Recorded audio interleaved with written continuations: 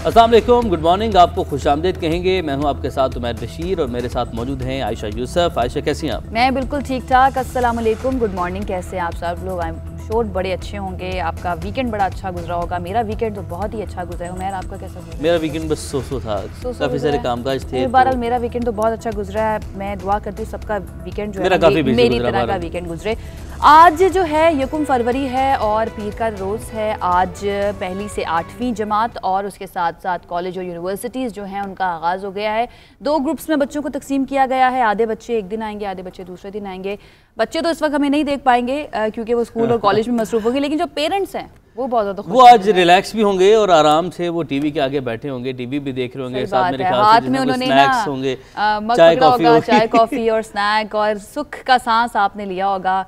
हम महसूस कर सकते हैं, उमैर ख़ास तौर पे महसूस कर सकते हैं कि बच्चे जब स्कूल जाते हैं तो किस तरह का महसूस होता है। आज के टॉपिक्स पर आ जाते हैं जी। आज हम किन किन टॉपिक्स पे बात कर रहे हैं? सबसे पहले अच्छी खबर आपके साथ शेयर करेंगे कि कोरोना वैक्सीन की जो पहली खेप है वो पाकिस्तान पहुंची है और इसके बाद अब जो वैक्सीन का पाकिस्तान में आने का जो अमल है वो बाकायदा तौर पर शुरू हो जाएगा। वक्फे से जो वैक्सीन की मज़ीद तादाद है वो आती रहेगी और आवाम तक वैक्सीन पहुँच जाएगी। दूसरा अहम टॉपिक है, सियासत को डिस्कस करना है और PDM ने एक डेडलाइन दी थी। 31 जनवरी आई और गुजर गई, कुछ भी नहीं हुआ और एक मरतबा फिर से हुकूमती रहनुमा जो हैं वो सही साबित हुए हैं।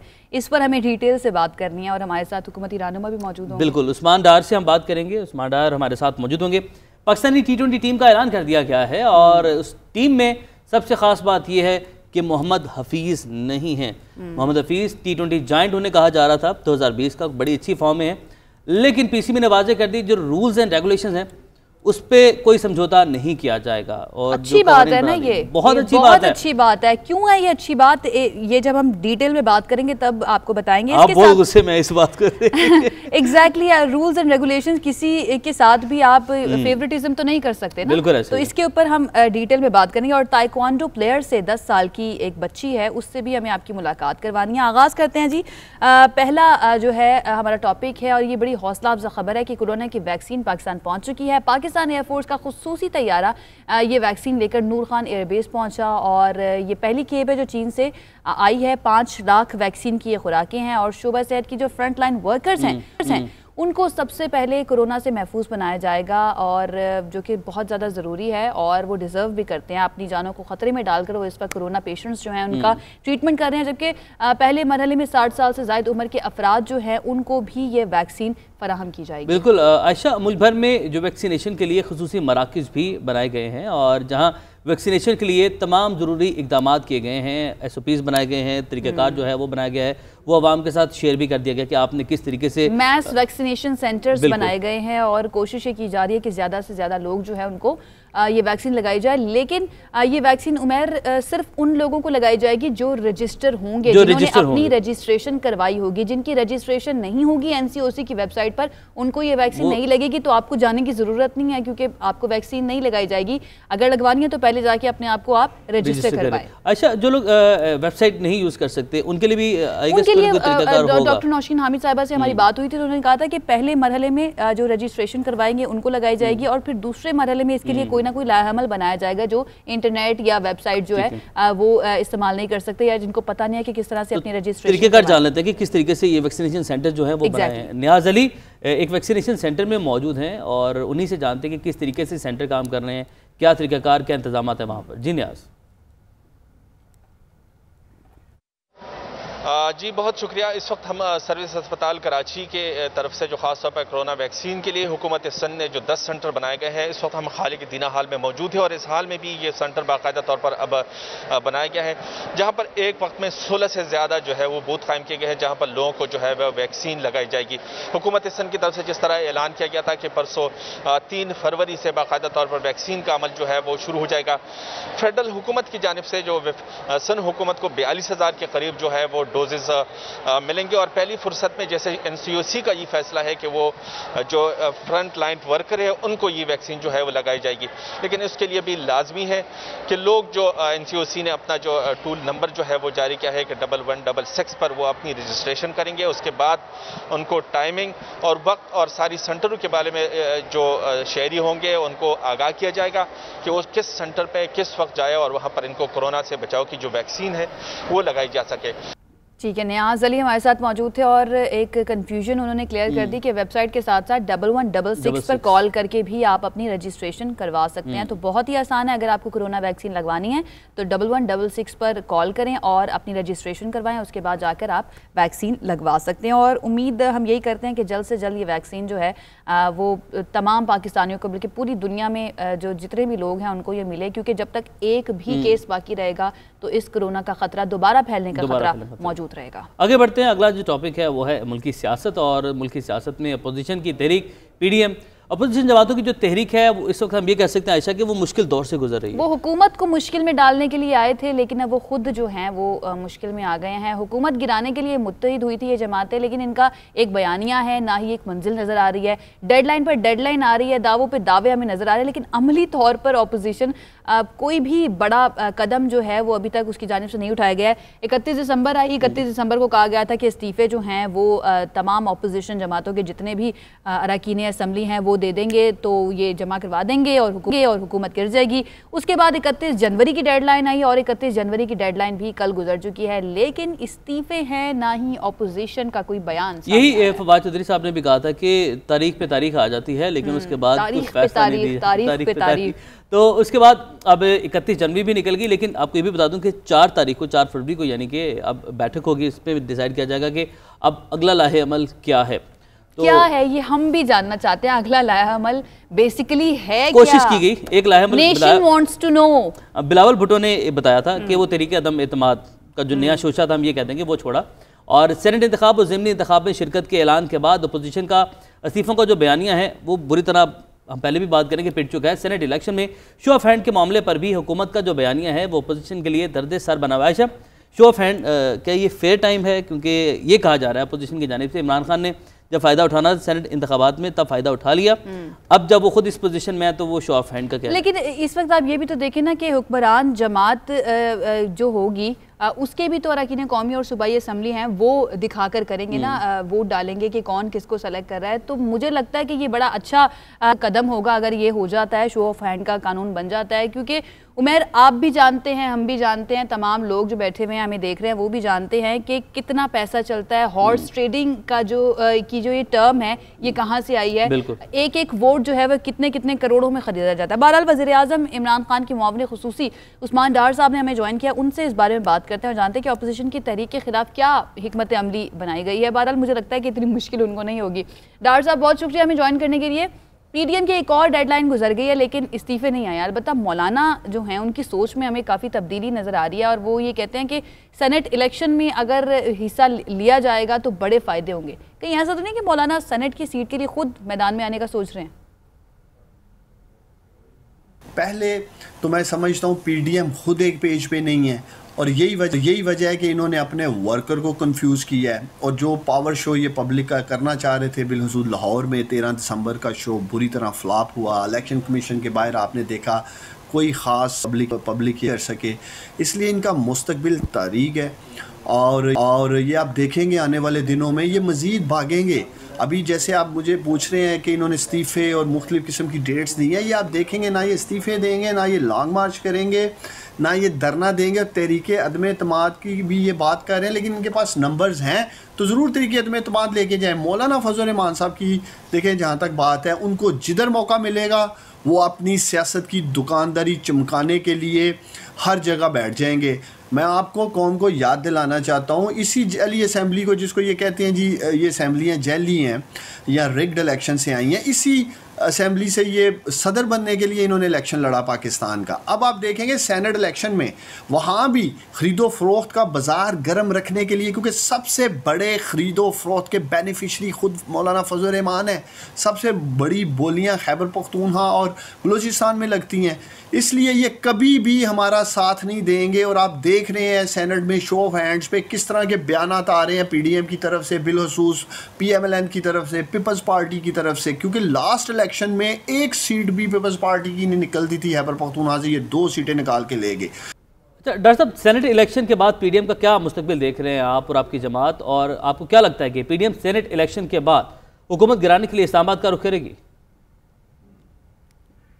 इस वक्त तो PDM की पूरी कोशिश है कि किसी तरह से भी वो पाकिस्तान तरीके इंसाफ को सेनेट में अक्सरियत हासिल करने में नाकाम बनाए। और यही वजह है कि ये शो ऑफ हैंड से डर रहे हैं, यही वजह है कि ये सेनेट के शफाफ इलेक्शन से खौफजदा हैं। और चूँकि ये समझते हैं कि ये ख़रीदो फरोख्त करेंगे, जैसे मैं माजी में पीपल्स पार्टी ने खैबर पख्तूनख्वा में की, और ये सारा बैंक कर रहे हैं सेनेट इलेक्शन ख़रीदो फरोख्त पे।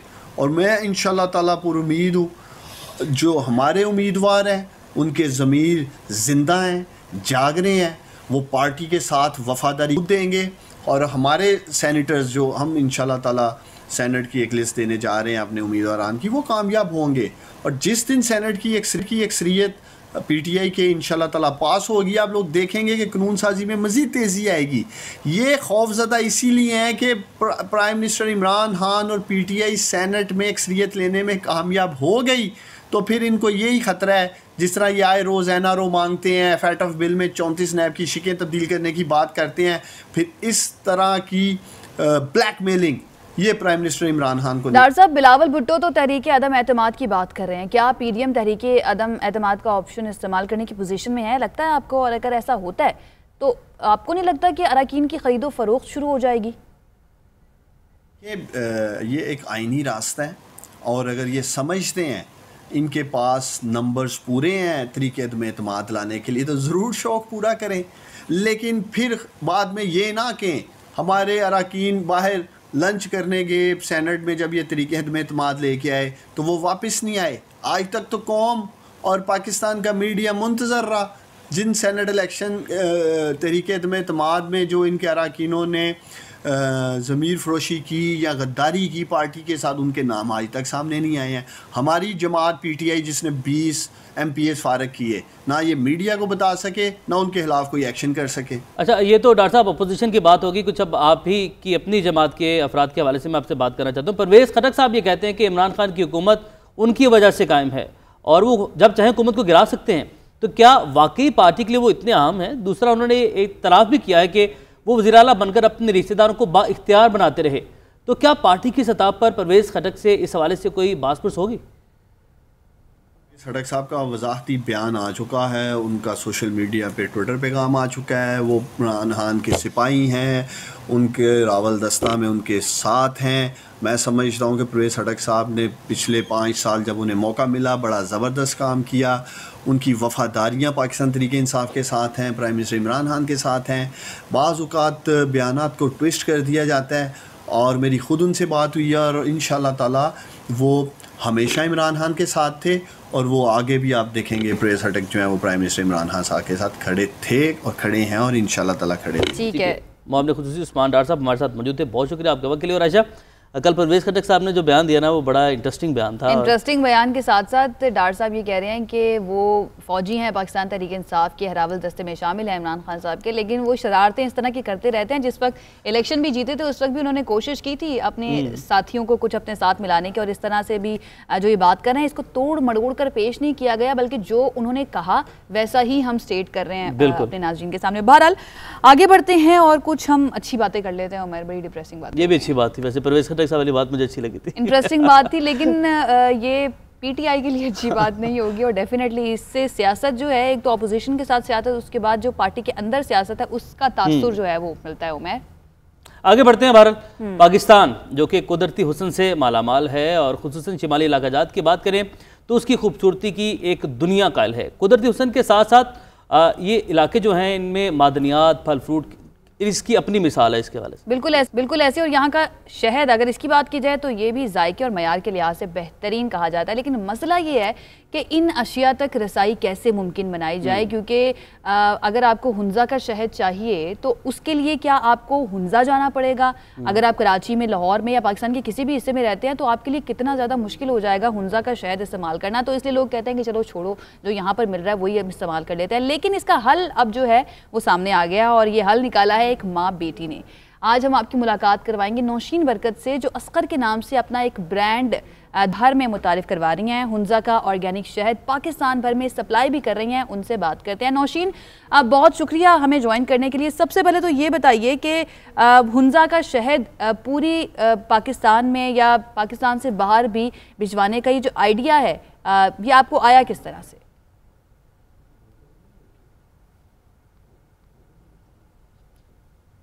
अस्सलाम वालेकुम। सबसे पहले थैंक यू सो मच, आपने इनवाइट किया और मुझे मौका दिया कि मैं अपने प्रोडक्ट के बारे में, अपने बारे में बता सकूं। ये जो अस्कुर के नाम से हमने ये प्रोडक्ट लॉन्च किया, एक्चुअली अस्कुर का मीनिंग है फ्लावर इन माय लैंग्वेज, जो ब्रुशेस की जुमला में बोली जाती हैं। तो मैंने सोचा कि मैं अपने ब्रांड का नाम ऐसा नाम रखूं जिसको लोग जब सुने तो उनको अपनाइयत से फील हो अपने इलाके की, और अपने इलाके की उनको याद आए। तो बेसिकली स्टार्ट ये किया, मेरी मदर ने स्टार्ट किया था इसको अपनी फैमिली के लिए, हम सब बहन भाइयों के लिए, क्योंकि हमें शहद पसंद था। और शहद खालिस होना, आपको पता है ये बहुत बड़ी नेमत है अगर आपको खालिस शहद मिलता है। तो उन्होंने हमें खालिस शहद देने के लिए ये स्टार्ट किया था।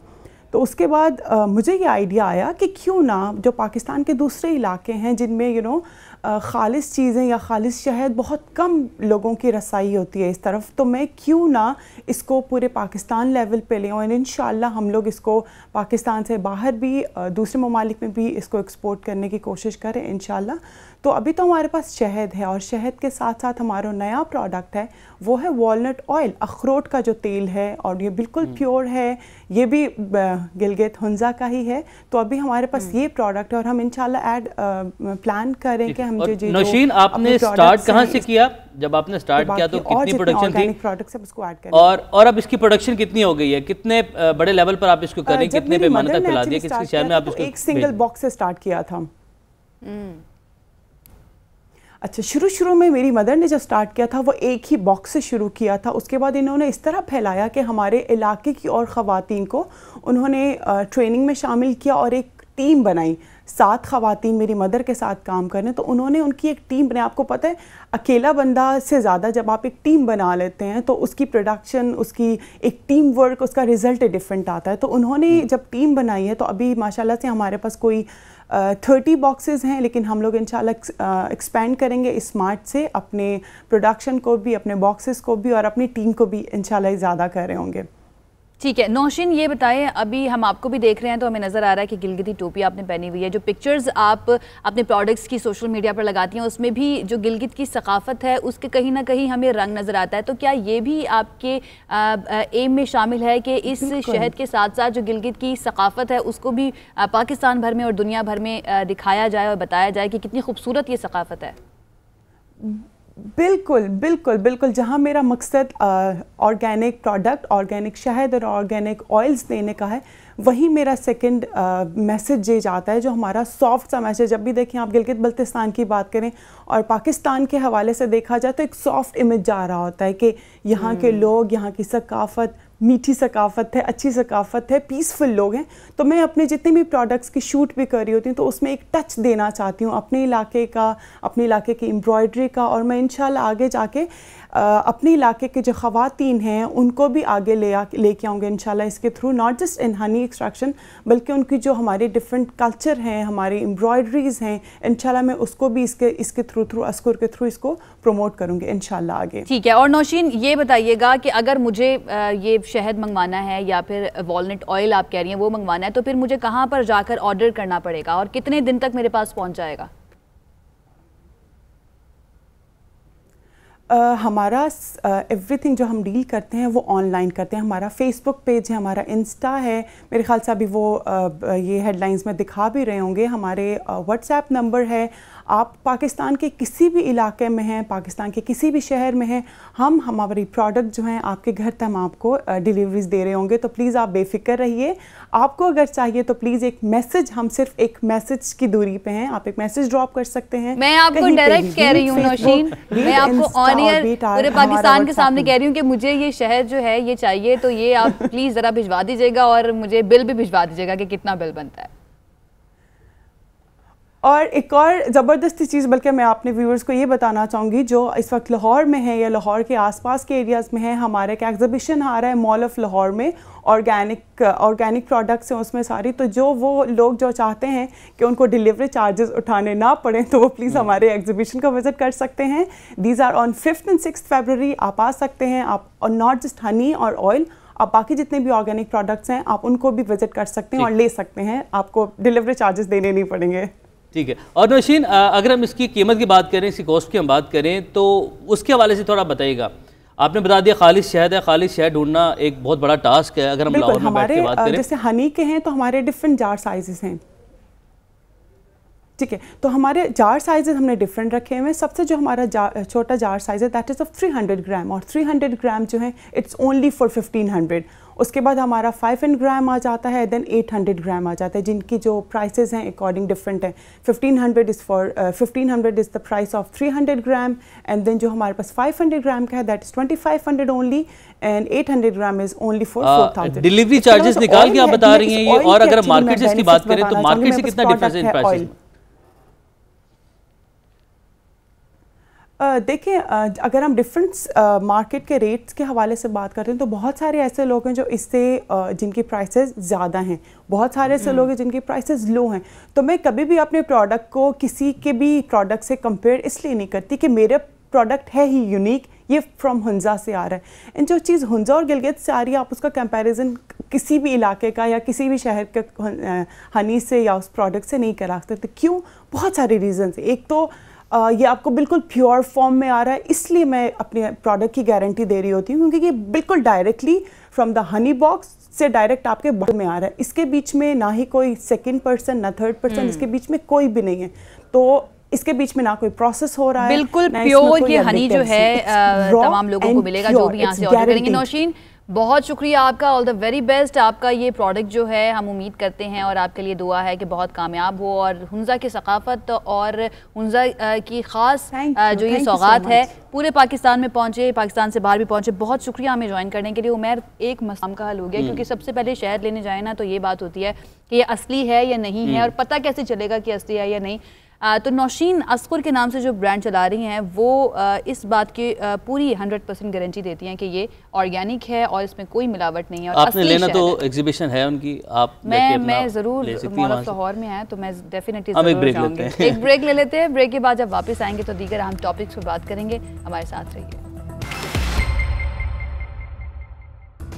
ब्रेक के बाद खुशामदीद। अब कुछ बात कर लेते हैं खेलों की। और खेल पाकिस्तान में आपको पता है हर तरह का बहुत ही मकबूल होता है। ये अलग बात है कि मौके इतने ज़्यादा ख़वातीन खिलाड़ियों को नहीं मिलते, दूसरे खिलाड़ियों को भी नहीं मिलते, लेकिन ख़वातीन खिलाड़ियों की तरह ज़्यादा मुश्किल होती है।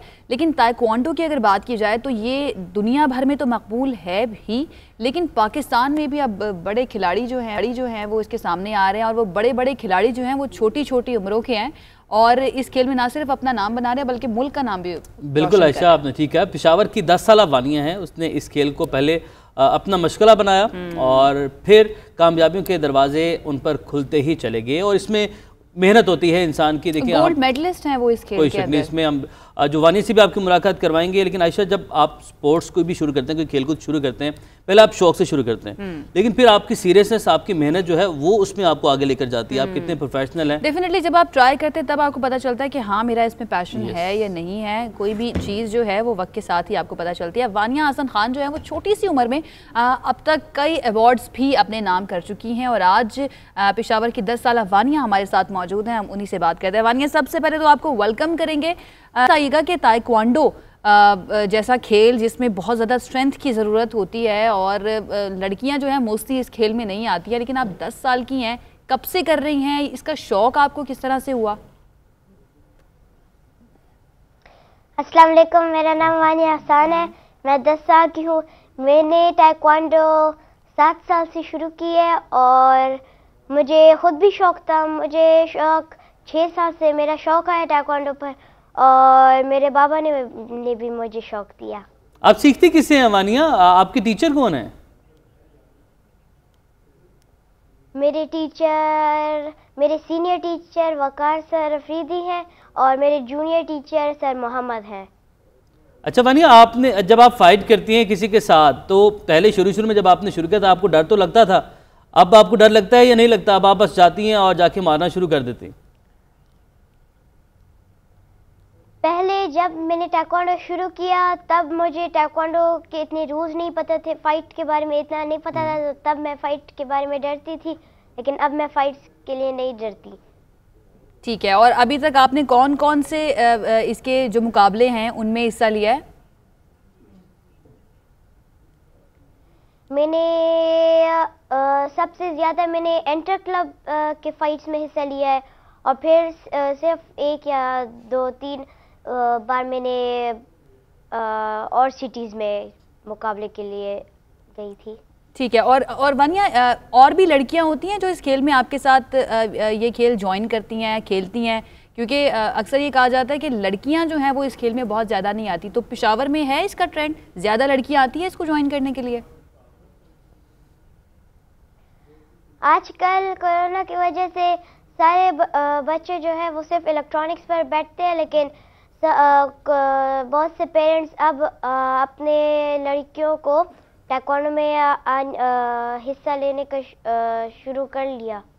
ठीक है। वानी, कभी चोट लगी आपको खेलते हुए? पहले इतने लड़कियां नहीं करती थी जी, मुझे बहुत ही चोट लगी है फाइट्स करते हुए, लेकिन मुझे पता है कि चोट ठीक हो जाती है, लेकिन फिर फाइट का मौका फिर इतना नहीं आता। जबरदस्त। पढ़ाई करती हो? जी। कौन सी क्लास में हो वानिया? और पढ़ाई तो डिस्टर्ब नहीं होती ताइक्वांडो की वजह से? मैं 5 क्लास में हूँ, 5th क्लास में हूँ, और मैंने अपने कुरान मजीद, स्टडीज और ताइक्वांडो का अपना एक फिक्स टाइम है मेरा। टाइम टेबल बनाया हुआ है माशाल्लाह। ये बताएं आगे क्या करना चाहती है? ताइक्वांडो में ही कुछ करना चाहती हैं या फिर दीगर जो स्पोर्ट्स हैं, जो दूसरे स्पोर्ट्स हैं, उनमें भी कोई इरादा है कुछ करने का? नहीं, जब मैं बड़ी हो जाऊंगी तो मेरा इरादा है कि मैं ताइक्वांडो का टीचर भी बनना चाहती हूँ, फीमेल टीचर, और अपना एक एकेडमी खोलूंगी, और आर्किटेक्ट भी बनना चाहती हूँ। जबरदस्त जबरदस्त, बहुत अच्छा वानिया, बहुत शुक्रिया हमें ज्वाइन करने के लिए, ऑल द वेरी बेस्ट। और वो इतनी छोटी सी है उमर, उससे ना ठीक तरह से बात भी नहीं की जा रही, लेकिन उसने अपनी पूरी कोशिश की है और अपनी बात जो है ना वो समझा दी। मुझे एक बात बड़ी अच्छी लगी है उनकी, कहती हैं कि बच्चे आजकल जो हैं वो बैठ के इलेक्ट्रॉनिक्स के गेम खेलते हैं, और वानिया तो माशाल्लाह मेच्योर। देखिए, जब आप स्पोर्ट्स में आते हैं तो खेलते हैं तो आप मेंटली मेच्योर भी होते हैं। ऐसा ना सिर्फ मेंटली मेच्योर होते हैं, फिजिकली स्ट्रॉन्ग भी होते हैं। तो वानिया जो थी वो हमारे साथ थी, और इस तरह के जितने भी खिलाड़ी आते हैं उनको आपके सामने लाने का मकसद यही होता है कि ना सिर्फ उनको एक्नॉलेज किया जाए, उनकी जितनी भी कोशिशें उनको एक्नॉलेज किया जाए, बल्कि आपके बच्चों के लिए इंस्पिरेशन भी हो। जो लोग अपने बच्चों को बहुत ज़्यादा इस तरह की एक्स्ट्रा करिकुलर एक्टिविटीज़ में नहीं जाने देते, आपको जाने देना चाहिए। इससे बच्चे जो हैं ना सिर्फ मैच्योर होते हैं, जैसा कि उमर कह रहे थे, बल्कि फिजिकली स्ट्रॉन्ग भी होते हैं। देखिए, टाइम टेबल बनाया उसने, उसको पता है अपने कुरान की तालीम का अलग है, बैलेंस करके चलना बहुत ज्यादा और ये सब कुछ आपको खेल ही सिखाता है। खेलकूद ही नहीं, जो स्पोर्ट्स है आपको बेसिकली वो आपको ये डिसिप्लिन भी आपकी लाइफ में लेकर आता है। बिल्कुल ऐसे है। तो अगला टॉपिक जो है हमारा वो भी खेल से मुतालिक है, और खेल में डिसिप्लिन के हवाले से भी, इसमें भी डिसिप्लिन का कुछ ना कुछ दखल है।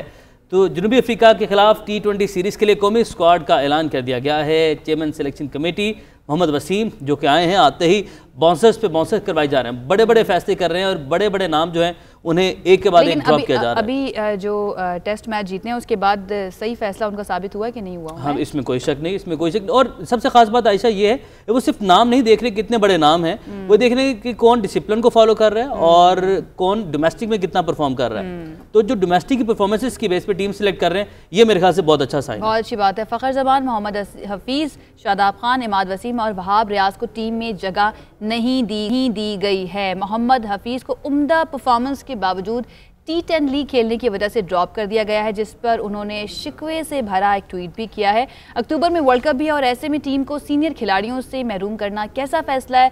सीनियर तज्जियाकार मिर्ज़ा इकबाल बेग साहब हमारे साथ मौजूद हैं, उनसे इसके प्रोज एंड कॉन्स पर बात कर लेते हैं उमर। लेकिन इससे पहले मेरे अपने दिल में एक सवाल है मोहम्मद हफीज़ से कि इस शिकवे शिकायत की वजह क्या थी? आपने क्यों शिकवे कर रहे हैं, जब आपने बता दिया कि आप नहीं अवेलेबल, और आपने कह दिया, बोर्ड ने आपको बता दिया कि आपने 3 फरवरी तक आपने अपनी अवेलेबिलिटी जो बायो बबल एक सिक्योर है, क्योंकि अब सिचुएशन पहले जैसी नहीं रही आयशा। अब आपको उस तरह के जो पहले वाले हालात थे उन हालात का सामना नहीं है, अब हालात डिफरेंट हैं। अब आपको कोरोना SOPs को फॉलो करना ही करना है। बेग साहब भी हमारे साथ मौजूद है, वो भी आपकी बात सुन रहे हैं, उनसे बात कर लेते हैं। बेग साहब, बहुत शुक्रिया हमें ज्वाइन करने के लिए। ये बताइएगा कि जनूबी अफ्रीका के खिलाफ T20 स्क्वाड का ऐलान हो गया, जिसमें हफीज़ को ड्रॉप कर दिया गया और हफीज़ ने इस पर एहतजाज भी किया है। आप क्या समझते हैं, ये बोर्ड की ज़्यादती है या फिर हफीज़ ने T10 लीग को तरजीह दी है? देखिए, हफीज ने जो अगर हकीकत की निगाह से देखा जाए तो पाकिस्तान क्रिकेट बोर्ड को आगाह किया था, और उन्होंने पाकिस्तान क्रिकेट बोर्ड को कहा कि मैं 6 फरवरी को आकर टीम ज्वाइन कर लूंगा, क्योंकि मैं वहां बायो सिक्योर बबल में हूंगा और यहाँ आऊंगा। पाकिस्तान क्रिकेट बोर्ड का इसरार था कि आप 3 फरवरी को वापस आए। पाकिस्तान क्रिकेट बोर्ड ने खुद इजाजत दी है खिलाड़ियों को कि वो जाकर T10 लीग में हिस्सा लें। गुज़िश्ता बरस इजाजत नहीं दी थी, इस साल इजाजत दी है। और मैं ये समझता हूं कि हफीज से बहुत नारवा सलूक किया जा रहा है, क्योंकि पाकिस्तान में जितने भी पुराने स्टार क्रिकेटर्स जिन्होंने इस मुल्क के सब्ज हिलाली परचम के लिए कारनामे सर अंजाम दिए, अगर उनके साथ इस तरह का सलूक किया जाता रहेगा तो फिर क्या होगा।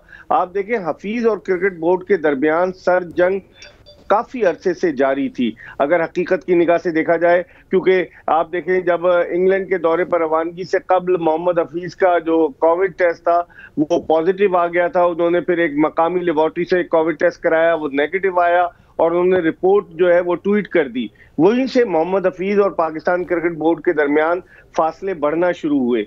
और फिर सोने पे सुहागा ये कि गुज़िश्ता बरस जब मोहम्मद हफीज ने मिसबाह-उल हक और अजहर अली के साथ मिलकर वजीर आजम पाकिस्तान इमरान खान से, जो PCB के पैटर्न इन चीफ भी हैं, उनसे मुलाकात की और इदारों की क्रिकेट के हवाले से अपने तहफ़्फ़ुज़ात का इजहार किया, तो वहां वो फासले और बढ़ गए और क्रिकेट बोर्ड मौके की तलाश में था। इंग्लैंड की सीरीज में हफीज ने उम्दा परफॉर्म किया, न्यूजीलैंड की सीरीज में उन्होंने उम्दा परफॉर्म किया, अपनी फॉर्म की बेसिस पर वो ड्रॉप नहीं हो सकते थे। तो यही एक तरीका निकला। मेरे ख्याल में क्रिकेट बोर्ड को इस हवाले से थोड़ी सी लचक का मुजाहरा करना चाहिए। तो बहरहाल सवाल तो मिर्जा साहब ये भी यहाँ पर होता है कि फिर हफीज़ को मौका नहीं देना चाहिए था। हफीज़ को जो टीम एक डेडलाइन दी गई थी वापस आ जाते तो बेहतर था। बहरहाल हफीज़ के हवाले से एक अलग टॉपिक है, उस पर डिटेल से डिस्कस करेंगे। यहाँ पर ये बताएगा कि टीम सिलेक्शन से मुतालिक आप क्या समझते हैं। ऐसे खिलाड़ी जो बार बार नाकाम हो रहे हैं वो भी हम देख रहे हैं कि उन कुछ नाम ऐसे हैं जो कि इसमें शामिल हैं, तो क्या ज़ाती पसंद नापसंद का अमल दखल है? पसंद नापसंद की बुनियाद पर हम तो समझ रहे थे कि मोहम्मद वसीम चीफ सेलेक्टर बने, वो इंसाफ का दामन हाथ से नहीं छोड़ेंगे और इंसाफ के तकाजे पूरे करेंगे, लेकिन वो भी लैपटॉप रख के और प्रेजेंटेशन दे के किसकी आंखों में धूल झोंकना चाहते हैं और एक पॉपुलर डिसीजन लेकर के हमने फला फला को ले लिया, लेते खिलाते नहीं है, कोई फायदा नहीं है इस तरह की सिलेक्शन का। मैं समझता हूँ तमाम मामला जो है बड़े गंभीर अंदाज से खतरनाक मोड़ की तरफ जा रहे हैं और इसमें इंटरवीन करना पड़ेगा बोर्ड के चेयरमैन को और पैटर्न इन चीफ को। बेग साहब, T20 लीग में जनूबी अफ्रीका ज्यादातर नए खिलाड़ियों के साथ खेलेगा, क्या पाकिस्तानी प्लेइंग 11 में नए खिलाड़ियों को मौका दिया जाएगा या फिर क्या लगता है आपको पुराने चेहरे ही हमें नजर आएंगे? अब ये तो डिपेंड करता है माइंडसेट पर। लोग कहते हैं कि आपके हेड कोच का माइंडसेट डिफेंसिव है, हार के खौफ से कोई रिस्क खतरा मोल लेना नहीं चाहते। आप देखें, जब मिसबाह-उल हक हेड कोच बने थे तो श्रीलंका की बड़ी कमजोर टीम आई थी और वो 3-0 हमें हराकर चली गई लाहौर में। तो मेरे ख्याल में ये कोशिश यही करेंगे कि पुराने आजमाए हुए चेहरों को आजमाया जाए। अब आप देखें, फखर जमान को इन्होंने नहीं रखा, इन्होंने वहाब रियाज को नहीं रखा, मोहम्मद हफीज को नहीं रखा, मोहम्मद आमिर अपनी कहानी सुना रहे होते हैं, शर्जील खान के बारे में कहा जा रहा था कि शायद वो वापस आए, वो वापस नहीं आए। तो इन्होंने जो जिस तरह के इन्होंने लड़के रखे हैं, मुझे तो यही लग रहा है कि ये हैदर अली को खिलाएंगे। हैदर अली न्यूजीलैंड के खिलाफ T20 सीरीज भी खेले और बाकी वही लड़के होंगे, कोई एक नया खिलाड़ी का इजाफा नहीं होगा। उस्मान कादिर, चूंकि शादाब खान अनफिट है तो उस्मान कादिर खेलेंगे। मैं समझता हूँ ये उन्हीं पुराने आजमाए हुए चेहरों पर, जो इन 20 खिलाड़ियों में जो खिलाड़ी पाकिस्तान के लिए खेल चुके हैं, जो आजमाए जा चुके हैं, मेरे ख्याल में ये उन्हीं को आजमाएंगे। ठीक है, सीनियर स्पोर्ट्स तजज़िया मिर्ज़ा इकबाल बेग हमारे साथ मौजूद। सर बहुत शुक्रिया आपके वक्त के लिए। और अच्छा, Haris Rauf big bash league खेल रहे थे अभी ऑस्ट्रेलिया में, तो मोहम्मद वसीम ने उन्हें फ़ोन किया कि आपका टेस्ट सीरीज़ में हम नाम देना चाह रहे हैं, तो क्या आप विलिंग हैं वापस आने के लिए या आप बिग बैश को कंटिन्यू करना चाह रहे हैं? तो हारिस रऊफ ने फ़ौरन जवाब दिया कि मैं कल सुबह की फ़्लाइट से आऊँ या अभी की फ़्लाइट मैं देखूँ को मिलती है तो फ़ौरन से मैं आ जाऊँ। तो हफीज़ बहुत बड़ा नाम है, हफीज़ T20 जाइंट कहा जा रहा है, T20 का बड़ी अच्छी फॉर्म है। और ये भी क्रेडिट हफीज़ को जाता है कि उन्होंने वज़ीर आज़म साहब के पास जाके उन्होंने रिस्क भी लिया और डोमेस्टिक क्रिकेट के हवाले से उन्होंने अपना जो पॉइंट ऑफ व्यू है लड़कों के लिए उन्होंने बात की। लेकिन स्टिल अगर एक 3 तारीख डेडलाइन दे दी गई थी तो मेरा पॉइंट ऑफ व्यू ये है कि डिसिप्लिन है ये और डिसिप्लिन को हमें फॉलो करना होगा और हफीज़ को वापस आ जाना चाहिए था। लीग पे नेशनल ड्यूटीज़ को तरजीह देनी चाहिए थी। आपका पॉइंट जो है वो डेफिनेटली हफीज़ तक पहुँच गया होगा। इसके साथ ही वक्त खत्म हो गया हमारे शो का भी। कल एक मरतबा फिर से हाजिर होंगे कुछ नए टॉपिक्स के साथ। अपना ख्याल रखिए। अल्लाह हाफिज़।